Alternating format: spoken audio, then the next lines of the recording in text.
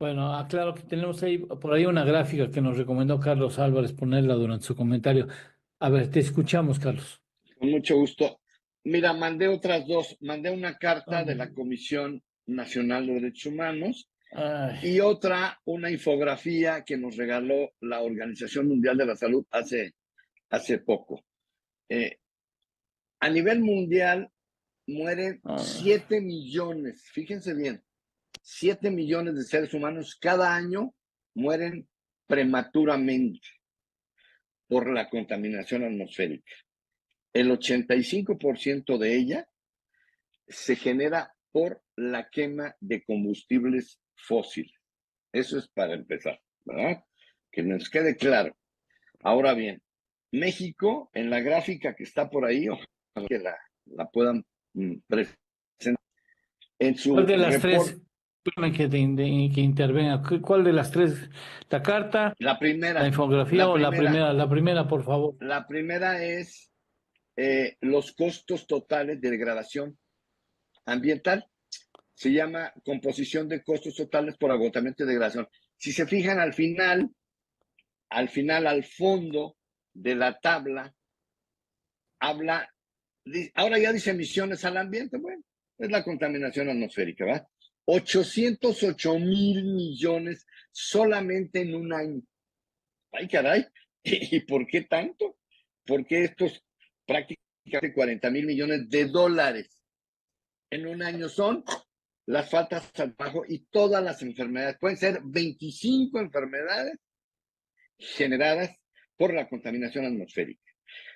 Pero acuérdate que la Secretaría de Salud no existe para este efecto. Para este efecto no. Bueno, para muy pocos existe. Para el medio ambiente no existe. Nunca, o tú has oído a un secretario de salud o al mismísimo presidente o ahora a la mismísima presidenta de la República hablar de los muertos prematuros por la contaminación atmosférica o hablar de los muertes prematuras ahí en el Valle de México por ozono o por óxidos nitrosos o por partículas, ¿no? Este no es tema, pero claro que es un tema. O sea, eso no es un tema para el gobierno. ¿Por qué? Porque no quieren aplicar las normas, leyes, reglamentos. Tenemos 32 años dando lástima. El sábado pasado, ¿verdad? ¿Qué número? 22. El 22 de febrero, enésima contingencia ambiental por ozono. Pero tenemos ahí una persona que, bueno, Víctor Hugo Páramo, que lo conozco hace 30, es un hombre gris, diría yo, dice que la contaminación atmosférica por ozono es culpa del niño y la niña. Háganme el favor. Tenemos 16 fuentes de emisiones, entre, entre ellas los pilotitos esos de las estufas. ¿Por qué no las tenemos eléctricas, mi querido Eduardo? ¿O tú tienes una estufa eléctrica en tu casa? No. No, pero tenemos un pilotito de 1945, ¿verdad? Que es el peor quemador del mundo. Pues es el más ineficiente. ¿Por qué? Porque no genera una combustión completa, genera hidrocarburo crudo, que es precursor de ozono, y CO2 y óxidos nitrosos.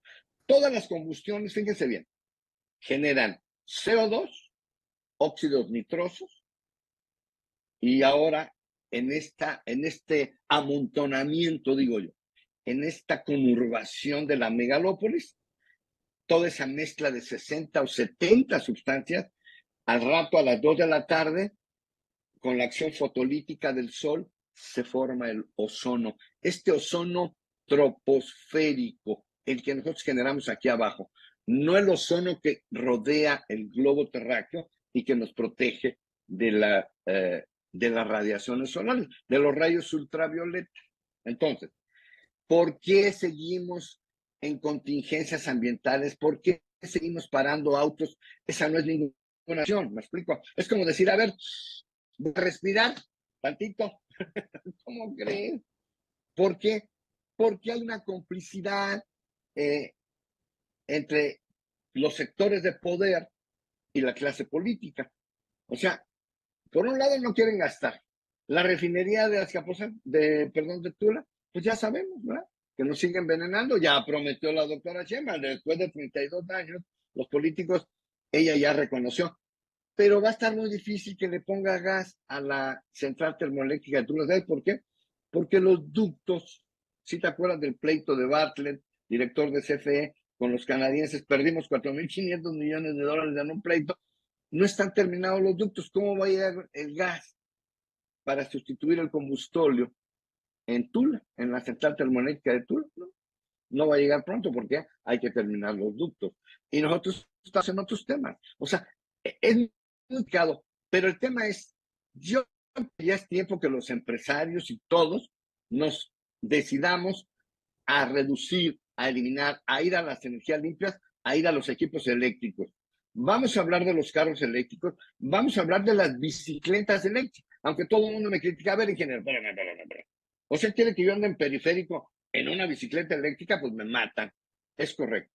México no está diseñado. La Ciudad de México no tiene esa infraestructura. ¿Por qué? Porque son los autos y camiones viejos y camiones de gasolina. Bien.